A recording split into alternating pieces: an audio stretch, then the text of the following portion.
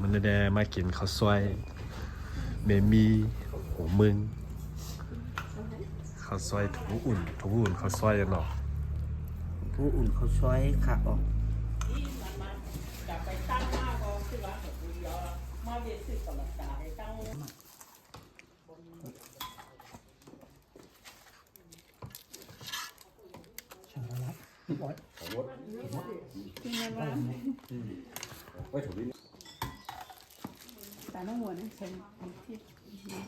น่าจะสองปีใช่ไหมจอกมองนายในซาวาดก่อนนะ อย่างที่ขายอ่ะมาถ่ายเอาผมกว่าจุดโน้นไปนี่ครับ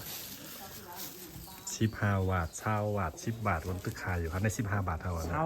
เศร้าหมดเศร้าบาทของกันเราใส่ลงกันนี่เหรอมันหืออะไรกินด้วยนะจิ้มด้วยแหละไหน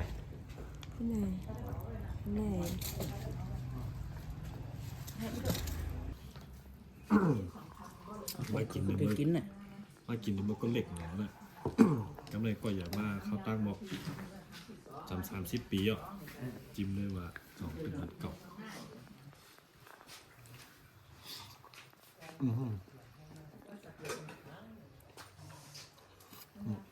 เขาซอยปาบีของมึงเหนือได้เป็นเมทัลมี่แล้วนะเอานะสีมือตึงเหมือนเก่าแคมเลย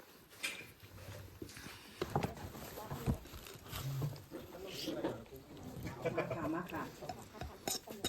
ค่ะมาละครับกินขันนี้เจ้าขันนี้ใช่ครับเจ้าขันจับสวัสดิ์ครับหมดแล้วค่ะเก็บถุงไปก่อนเอาดูก็เอาสวัสดิ์เลยไปครับก็เดี๋ยวอันนี้อะไรมึงพูดว่าพูดอะไรเราไม่กินไม่กินเลยบอกน้องเราบ่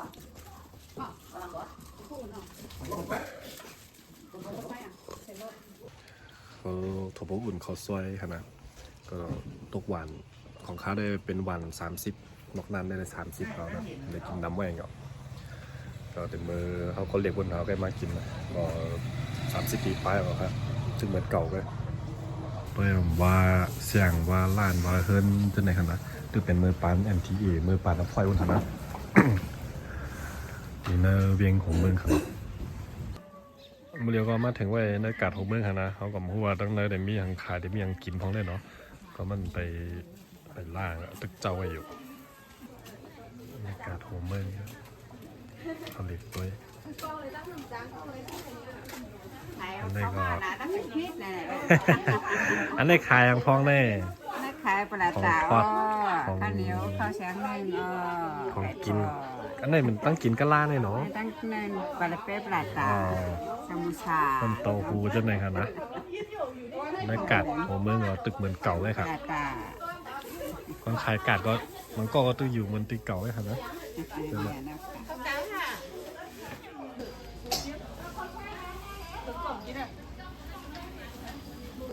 อันนี้อย่างครับก็ไหนปลาส้มแซ่บปลาส้มแซ่บมันหือเนี่ยปลาส้มแซ่บเนี่ย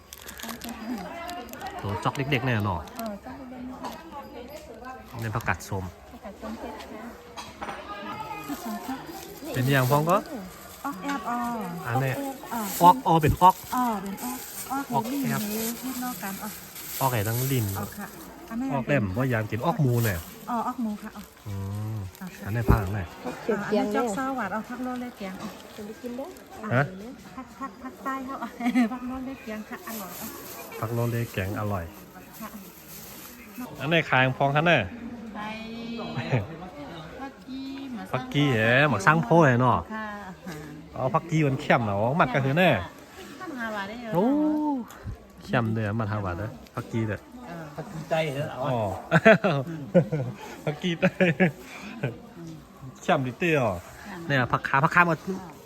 กวางก็คือแน่กวาง10 บาทได้เนาะในโลพักขายผักสดในอากาศของเมืองอันนี้เป็นอย่างแน่พักเดือนเนาะใจว่ามันลาไปไทยอยู่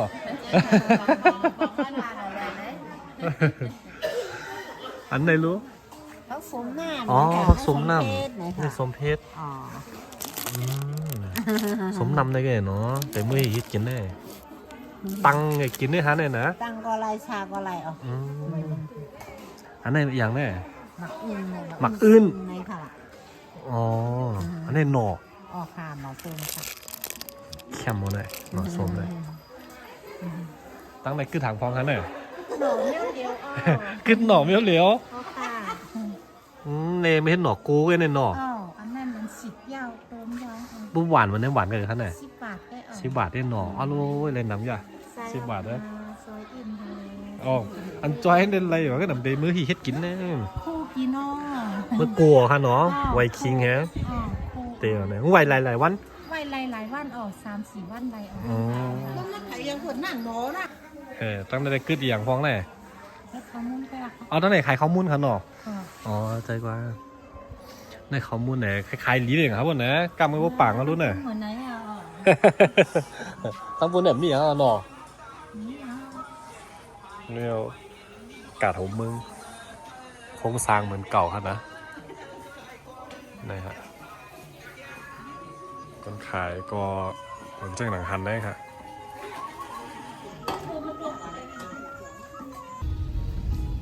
ว่าเสียออกกาดของมึงมากก็จึงหันกันนะบางคนแบบก็คือเหมือนปูปองอ่ะในก็จะเป็นหัวมึงกำลังว่าจึงหันเป็นเก่ากำลังเนี่ยขึ้นหมายว่ามีผ่องเหรอฮะเวลามันตึกมีไว้คงเดิมเบอร์ปานเอ็นทีเอกำลังอยู่ครับนะเป็นเก่าจังทางน้าเนี่ยก็จะเป็นว่างปุ่ลุงเบอร์ปานเอ็นทีเอว่างเครื่องแล้วนะในตั้งเขากัดเขาขึ้นมาได้เป็นนั่งมือกัดครับในก็ว่างปุ่ลุงหมูปอกก็มันมีก้นเนี่ยมันก็ใครตุ้ยเหมือนเงาเย็นๆเลยเป็ดข้างในก็หัวกับมีก้นเรียนกับหัวได้กลางคำนะหวานก้นเรียนผมมีหางนี่หนังอันก็